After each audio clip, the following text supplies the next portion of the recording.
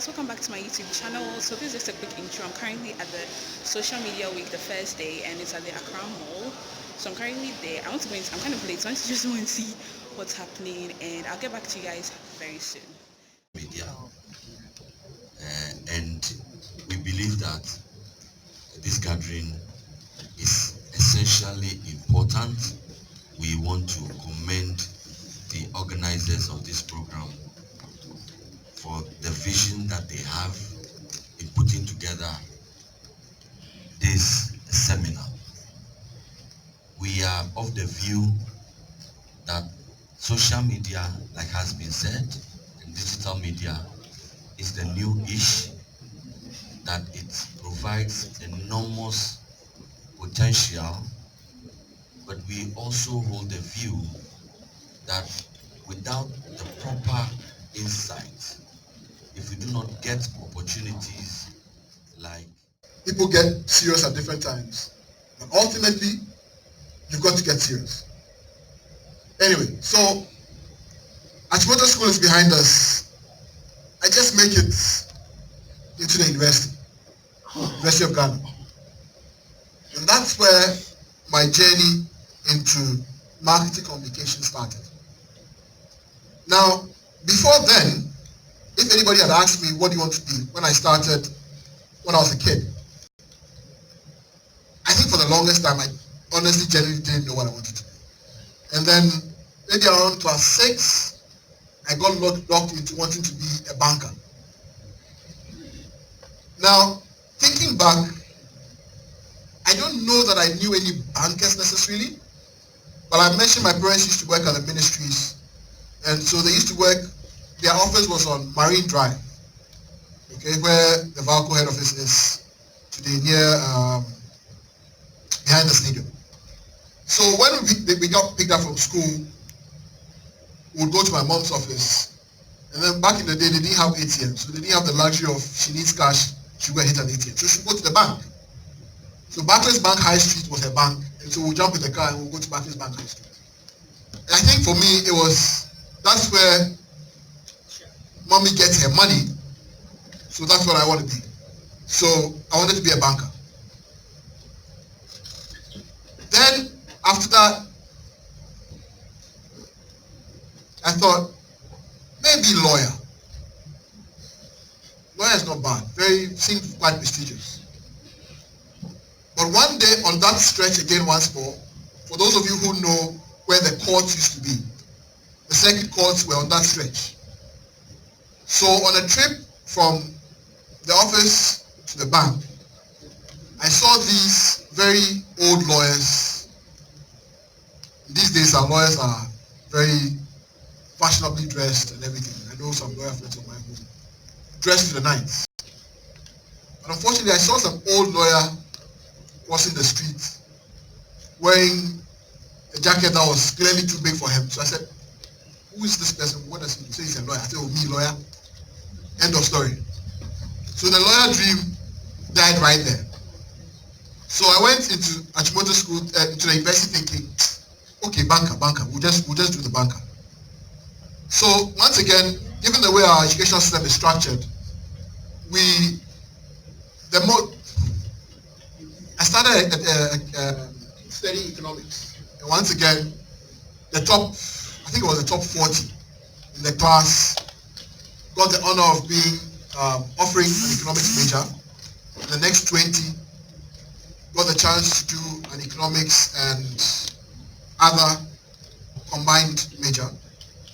Once again, competition because I worked hard, got on the economics list. Then I said, am I really going to do this for the next 3 years? There was a particular subject, econometrics. And I remembered my ADMAT days. And I said, you know what? Whatever point I was trying to prove that I could do economics, I had achieved. I wasn't going to saddle myself with econometrics so I offered to do a combined degree, economics, when there are issues. But in our time, for the 3-year period that we're supposed to be pursuing a degree, there were, if I recall, 11 different strikes. So there was workers still, and there was lecturers, then they would go back, then they would go and negotiate, then they would come back. And one of these strikes actually took 9 months. So our 3-year degree program became a 4-year degree program. Now, I say here, adversity birthed opportunity. Because really, at the time, we were like, how could we possibly, we're in a hurry to get out, start working. Why would our 3-year program be a 4-year program? Because government and lecturers couldn't agree on wages and all of those things. Big adversity in our minds.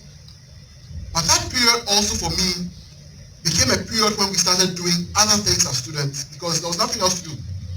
So I got involved in the SRC.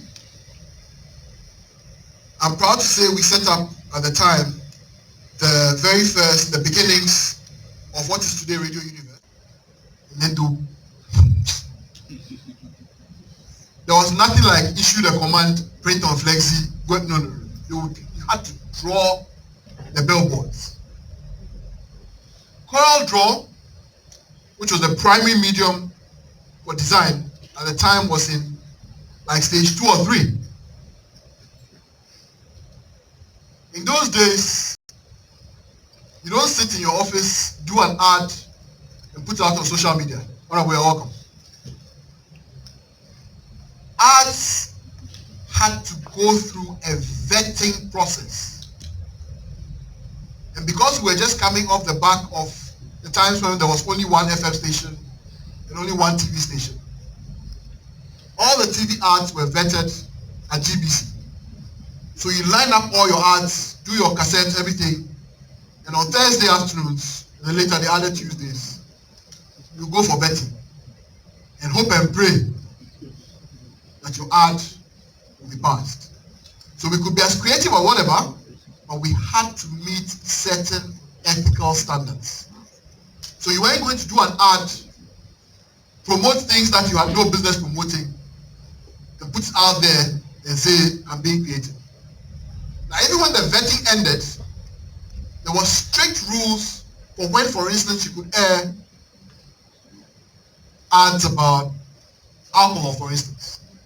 So there was no way you were going to get an alcohol commercial playing at 8 a.m. in the morning when we are driving our kids to work or to school. Look at where we are today. Unfortunately, at the time also, there were no formal courses in advertising. University of Science and Technology, the art department, was doing graphic design, but that was it. So in terms of advertising proper, there was no training. When you say buga buga, that was original buga buga. Because we had to learn, we had to read what other people were doing. The internet was new then, wasn't as fast as it is today. But you spend time, you spend money, you read on it. Oh, books were our friends. Textbooks, advertising books, books by practitioners, quotes. They were our guiding principles, they were our mantras. Today, actually, if I finish this early enough, I have an invitation to go to UPSA to help them launch a master's degree program in brands and communication. This just tells you how far we've come in the 22 or 23 odd years since I went into, or since I came into advertising. So that's the land and figure out where the client's return of investment is maximized. That way we'll be delivering value, and so the clients will continue to invest in what they do and will continue to reap benefits as well. So I was just talking about activations and experiences being the new norm. Every client wants to reach a customer at those start points today. They're going to the markets, they're going into the universities, and the fact that technology actually aids it makes it only better. And for those of us who don't wake up to that reality, makes it only worse. Social and digital. A little further on, I'll speak to you about the difference between digital and social. But yes, today everything we talk about is social, is digital. This conversation we're having, Social Media Week, is probably live on some social media feed as we speak. Live as we speak. Back in the day, we record it on Betacam cameras. Then Emmanuel and Co will edit it. We had a chance to remove any nonsense we didn't want in there. This word nonsense I said has just gone live. That's our reality. Are we going to see even more screens? Back in the day when we said screens, it was TV screen. And then it became TV and laptop. Then the two known Apple people added iPad, i something. And everybody else followed. But today, can we really say what new screen will be the A thing tomorrow? And what that generation? Back in the day, when I had my iPad, I was the new king on the block. I'll take my iPad everywhere to a meeting and I open it and I spend good money on getting a new cover for it. My iPad is in, are there any thieves here? Okay, it's in the side door of my car. iPad and I haven't had a chat in at least 6 months. Because everything my iPad will do, I'll do on my phone. Why do I need an iPad? What exactly will the iPad do for me? So today it's my phone. But what does tomorrow bring? What does tomorrow bring? Are there going to be even smaller screens? Or bigger? Size is not the issue. But are there going to be other screens that are suddenly going to make us even more addicted than we are today? And if they are, what are our plans of reaching the consumer on those screens? Will it be those screens in isolation or in addition to all the other screens we have today? Of transactions, of businesses. Digital, and this is the part I like the most. I honestly don't remember the last time I walked into a bank. Because I have a thing on my phone called Slide Pay. Slide Pay enables me, and this is free advertising for the guys. So guys, when I finish, I'll be outside. I'll be agency man. I'll be taking my agency commissions. So when I mention your brand, please meet me outside. That allows me to transfer money and make whatever payments, transfer money to my own Momo account, transfer from Momo to Mama. It allows you to do anything. So really, that is digital. All the opportunities around technology, that sits on top of what the little one that we are calling social is what has made the world today even more of a global village than the technology was used several years ago. So that's what digital is doing to us and for us. Influence relatives, the things that we see or are told on these media platforms are beginning to be more impactful than the ad. Because the guy is supposed to be selling to you anyway. So you think, he must be selling. But what does somebody who's actually experienced it say? And so today, go onto Facebook, go onto any of the social media channels, and you see commentary on, I went to this eatery, it's good, and their food is this, and won't be telling you if it's bad. They'll kill you on the same social media. So I'm traveling around the world. I'm going to, let's say, Japan. I've never been. And the first thing I do is go online and see the reviews on the hotel I'm going to stay at. And I believe that more than 1 million ads that hotel could have sent to me.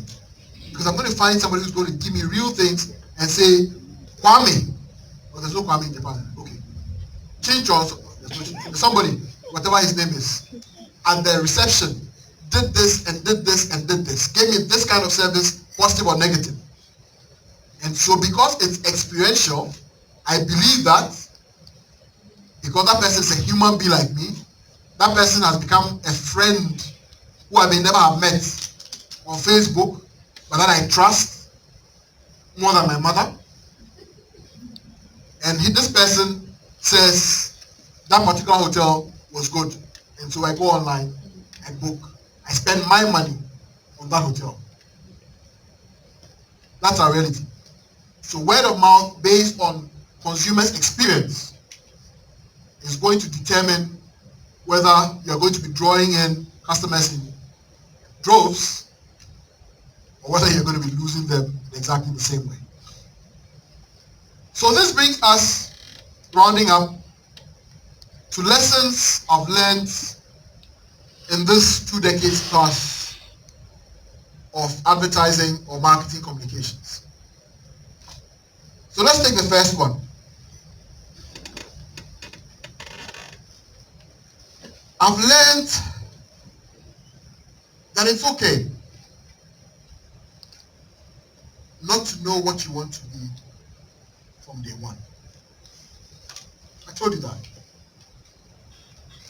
Banker, my head, being dead than that. Lawyer, my head, being dead than that. Doctor, that one in my head, I didn't go there. But as you go on in life, you will find your passion. The important thing is that whether you find it when you are 3, and there will be people who will find it that early, or you find it at 21, or indeed you find it at 45, you give it your all. So especially for those of you students who are struggling with, what do I want to do? I'm doing a course, I'm not sure where it's taking me. Let your focus be on excelling in that course. Because at the end of the day, if you are trainable and you pick up your passion later in life, anybody who believes in you will train you to deliver on that passion. So it's okay not to know what you want to be from day one. Ladies and gentlemen, I've learned that it's okay to fail.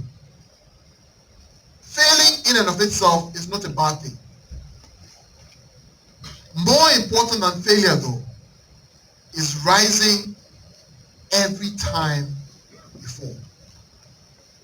And maybe even more important than that is for every failure or every fall to teach you something. If you fail, if you fall, and you learn nothing from it, my submission, you must well go back and lie there. Because you've gained nothing. And given the same opportunity tomorrow, you will feel the same way again. And that will be the shame. So, ladies and gentlemen, it's okay. We are not the same. So, your friend did this and passed, and you have to do it 3 or 4 times. It's fine. The important thing is that you must learn from that experience, and you must strive, in my opinion, to work harder to make sure that you gain success. I say this to you from the point of view of somebody who's failed several times.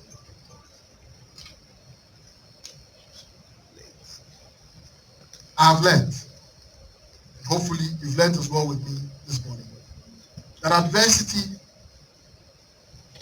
is not always a bad thing. It will come. You don't have control of life. Sometimes the latest expression is life happens. Yes, life does happen. So sometimes you'll be met with adversity. The important thing for me is to learn from this adversity. From where I come from, commit to a superior being, to God, and believe that you get opportunities to go forward. I've learned that even though there will be changes, and I've chronicled some of these, and I've assured you that there will be even further changes that even as I stand here today and talk about changes, I can't even conceive. But that there will be changes, I am 100% sure.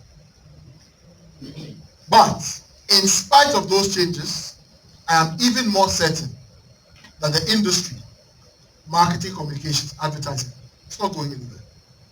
It's been here from the days of yore. It will change, it will get more complex, it will get more exciting, but it's not going anywhere. I have learned that digital, as you guys say, is the new ish. I've tried to have somebody define what this ish thing is to me, but I'm still in the learning process. But it's a new thing. And it's going to get more exciting, more complicated. Your approach to it will determine your success. If you approach it in fear, that, oh, I'm not capable, then yes, you will not be capable. But if you are open-minded and if you will learn around it, and if you will be flexible as brands, as marketing people, as marketing communications people, around digital, it can only aid our successes. I've learned that technology will continue to throw up challenges, but it will also, in the same breath, throw up opportunities. I've given you several examples of where I started, where I am now, where we started, where the industry is at now, based on what technology has contributed and will continue to contribute.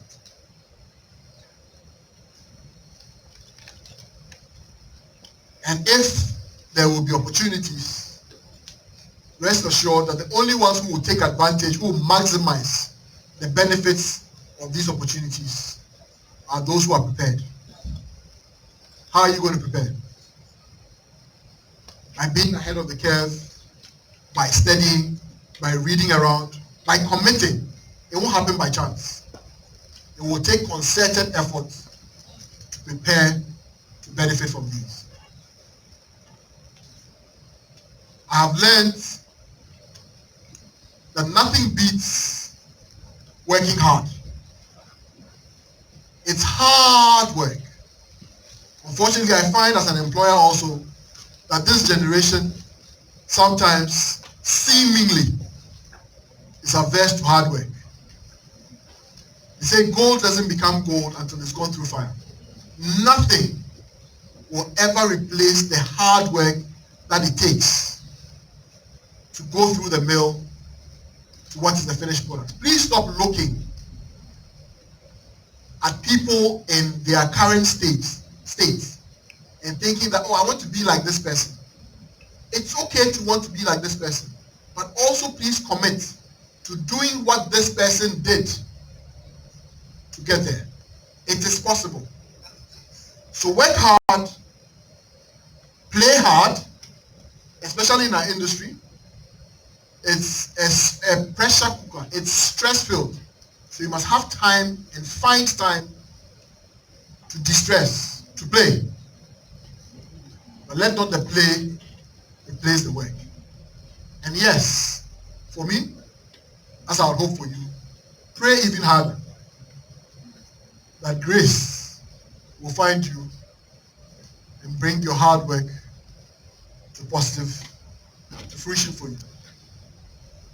So, if these are the things at the time, that I'd sooner hire a B or a B plus student or employee with an A attitude than an A student with a B attitude. Because you're not going to be working by yourself. You're going to be working as part of a team. And the expression goes, we are only as strong as our weakest link. So if you are God's gift to the industry in terms of brain power, but you don't have the attitude that understands that you need Kwame, however weak, or Kofi, however strong, or Ajwa, regardless of where she comes from, to come together as a team to maximize your chances at success, then your brilliance is of little use to me. So attitude, for me, is everything. And if you walked away from this presentation with no learning at all, please let your only learning be that with the right attitude, you should be able to achieve all of these things that we've just discussed. So ladies and gentlemen, this is my story. By God's grace, the story continues. So when I entered, I decided that instead of doing programming, and most of you in programming, you know what it takes. You have to sit down over hours, and me, I don't like sitting down. Those of you know me, and me, I don't like sitting down. So when I went into ICL computers, I chose to, in addition to my programming, I chose to do marketing and sales. And so this is what I'll do. Quickly finish my programming assignment and join the salespeople. Because you know the salespeople are always giving cars. We didn't have cars. So I have to sit in the car some. So, you know, labored around for about two years or so. And by some, what we call happenstance, I found myself part of a team of young people who wanted to set up a radio station. And that was led by Mr. Kwesichum of Multimedia.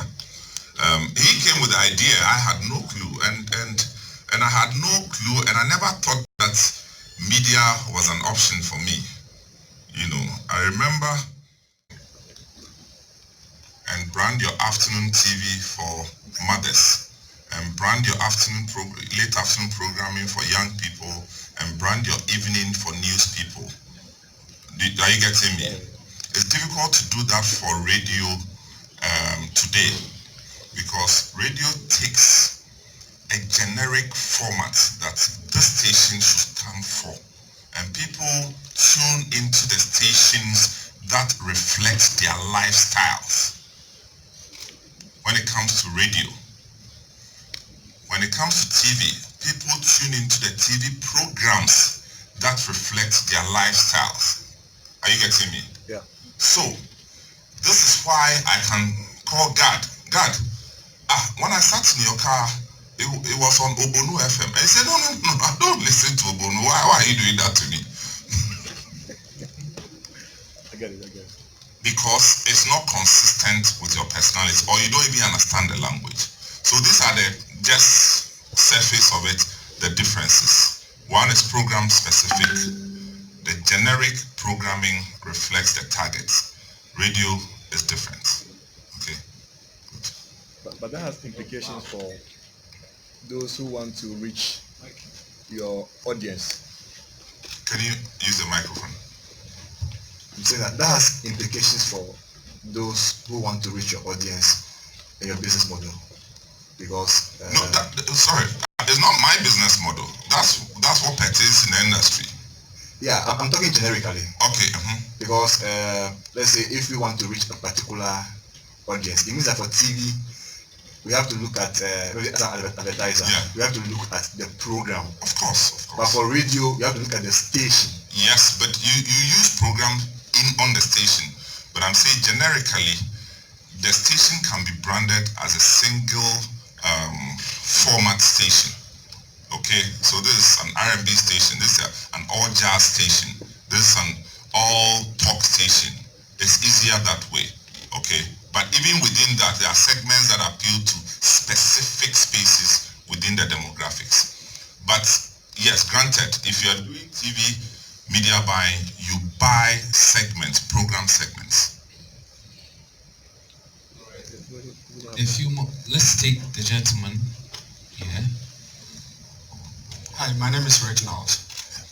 I just want to find out in our area or in our time where social media and the sharing of information is quite heavy on various platforms. As a media company, are you seeing this as a threat or a competition that you have to find a way around? Or how are you managing this so that your business thrives in the midst of all this heavy information on various social media platforms as a media or a news agency? Okay, so social media, like I said before, is media in transition. So it actually presents an opportunity to us. It's no threat. It is just a game changer. Okay. Now, if you are listening to City FM, we don't have anything called breaking news on City FM. at times I hear some stations, breaking news. I'm saying, breaking what? 2019? There's no such thing as breaking news anymore, because social media has broken the thing long ago. True? So forget about breaking news. So what social media has done is really defined the space. Somebody has put it out there already. But the processing is such that anytime people get the news on social media, what do? They look for validation. True? So they go to My Joy Online, they go to City Newsroom, some of them end up going to Ghana Web, but don't waste your time, because they just collect all of us our information and put there. Okay? So go to My Joy Online, go to Star FM, go to, and I'm talking about the people who produce the news themselves. And that's what people do. And this is for validation of what has been broken already. Now, what social media has done again is that it has reduced the news processing time from what used to be 1 week, which became 3 days with radio, to a matter of seconds. A matter of seconds. Only 2 days or so ago, there was information about a cache of arms found in Alajo. Is that correct? And within 24 hours, that degenerated into all sorts. That's the work of social media. For me, I see it as positive development.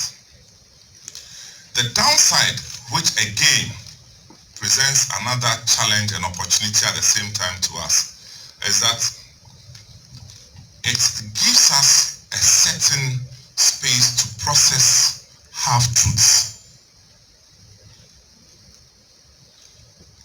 You got the information, just half of it, but because we are running a judgment race, bad, good, who is better, we are always in a hurry to run judgment, and so we put it out there without the full information. So that's the challenge that social media is also posing. But in general, social media has helped the media find its voice once again. I don't think that social media is competing with radio or TV. No. Social media is actually lifting our game to another level, because our TV content is always piped through social media. Does it make it any less of television? Our radio content is piped through social media. So I was in Amsterdam last week, and I met a Ghanaian gentleman who was taking us somewhere. The moment we sat in his car, I could hear Ghanaian music. So I knew, being Ghanaian, he'll be playing Ghanaian music. And then I heard a news, City Prime News at 12. I said, did you record? He said, no. Oh, online. So this is what social media has done. It's closed the gap. It's taken away the distances. It's shut the spaces. And it has increased, quadrupled the engagement in such an exponential manner. So as for social media, it's a win-win for all of us. We just have to be ethical and more responsible. It was the first of the Palm computers. It was like a calculator, but it was a computer on its own. And it did some magic that I could do regression lines on it.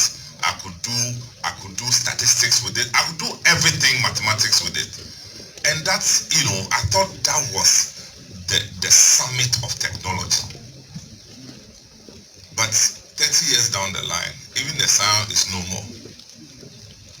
But what we see today is just a convergence, a marriage between media and technology. So I see the way forward as technology carrying media along as we progress. Many of them in any school. I have never studied journalism before. I have never studied marketing before. I have never studied all the things that journalists do. I haven't done some before.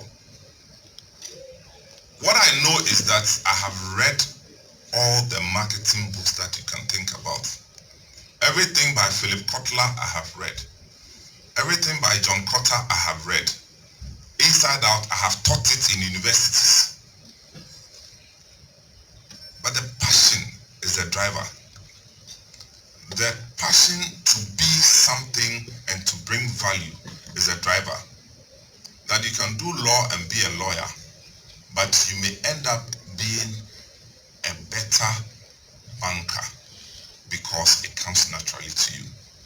So yes, it's okay to do whatever you want for a first degree, but just take note of your passion and then where the opportunities are.